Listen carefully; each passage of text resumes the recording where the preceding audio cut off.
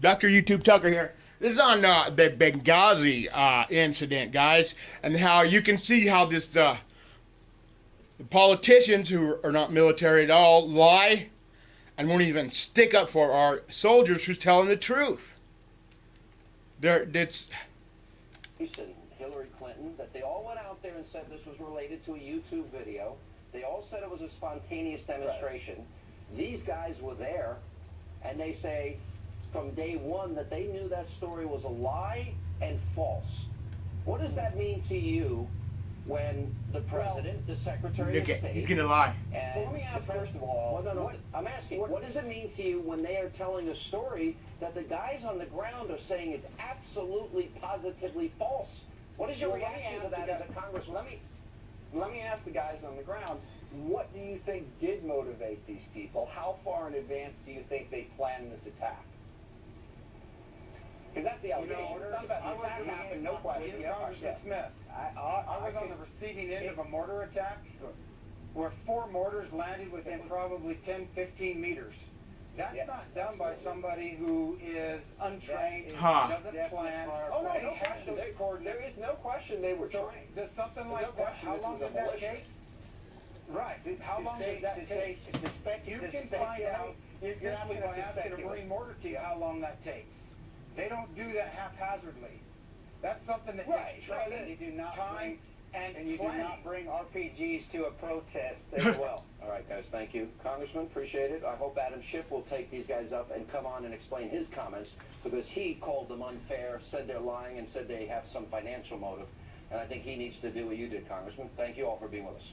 Lindsey Graham, one of the most outspoken critics of the administration's handling of Benghazi. Senator Graham, thanks so much for being here. And let me get straight to what the Intelligence Committee says. It says, first, no outright intelligence failure. Second, no delay in attempts to rescue Benghazi staff. Third, those famous Susan Rice talking points were inaccurate, but not deliberately misleading. Senator Graham, the report says the misinformation was flawed, yes, but no political cover-up by Susan Rice or anyone else. So, does this exonerate the administration? In my view, Trey Gowdy and Elijah Cummings are doing a good job looking at Benghazi as a whole. DOD, the intel community, but yes or no, the State Department is one year. No, I think the report's full of crap. Why? Quite frankly, why? To say that the deputy director of the CIA, when I asked him, do you know who changed the talking points, and with Senator Ayotte and McCain and Susan Rice sitting by his side, said the FBI changed the talking points when it came to references to Al-Qaeda. Only later did we find out through a lawsuit that Mike Morrell was deeply involved in changing the talking points. The deputy director. They're liars, guys. Our politicians. He was sitting in front of a congressional panel, and he was asked, does anybody here know who changed the talking points? He said silent. So the intel community, through him, lied. So you're saying the intel community is lying to the House Intelligence How stupid Committee? are you, lady? The administration's not exonerated. No, I'm saying the House Intelligence.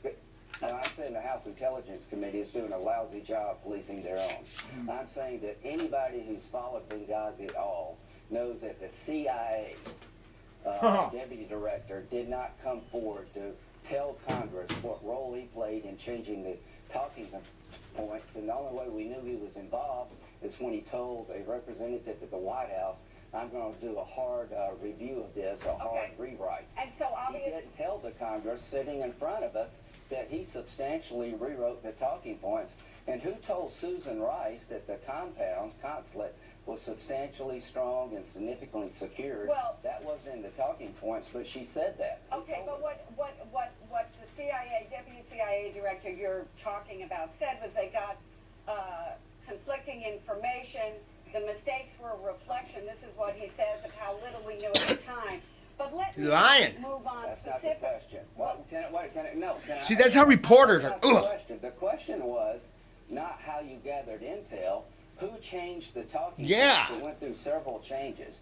Who came out with a version most politically beneficial to the administration. The man that I asked that question to substantially changed the talking points, and he never told me or anybody else he had a hand in it. And he sat quietly in front of a Senate and House committee when asked directly, do you know who changed the talking points? He didn't come forward. We only know later that he was involved when we found information gathered through a lawsuit. So he sat there and misled the Congress. Okay, so let me play back something to you that you said on Fox News this past spring about those talking points and about Susan Rice and whether someone's lying in the administration. Then we'll talk about it at the other end.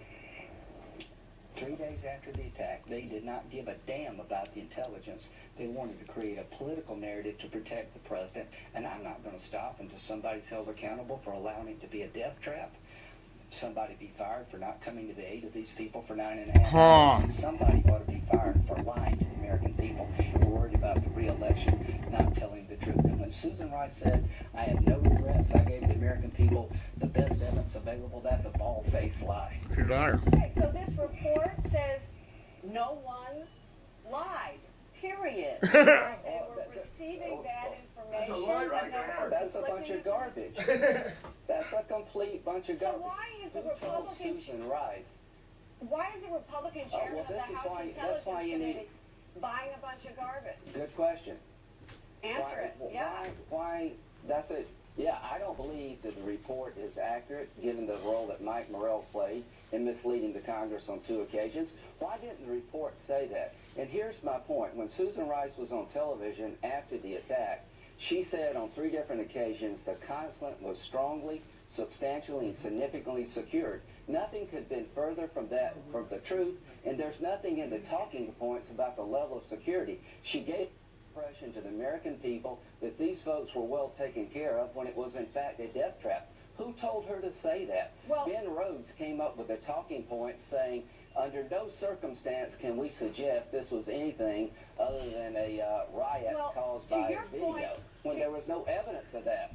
To your point about the death trap, Senator, this report also says that there, and I'm quoting here, that there was no evidence that there was a stand-down order or a denial of available support. Do you still believe that there was? Yes. No? I can tell you that 3 contractors working for the agency said that they were told to wait for 20 minutes. This report puts all the blame on the State Department and absolves the intelligence community. When the Department of Defense committees looked at it, the Department of Defense was held blameless.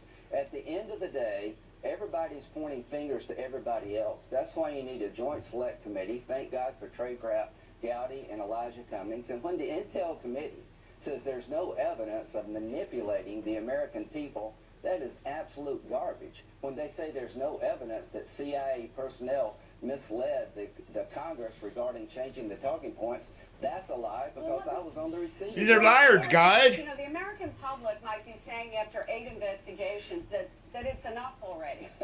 That this is overkill, that we don't need another investigation. Yes, we do. How stupid is this reporter? Fire her ass. On yet another investigation. How stupid is this lady? People died. My response is that And she just wants to sweep it under the carpet. Trey Gowdy and Elijah Cummings are doing this for the wrong reasons.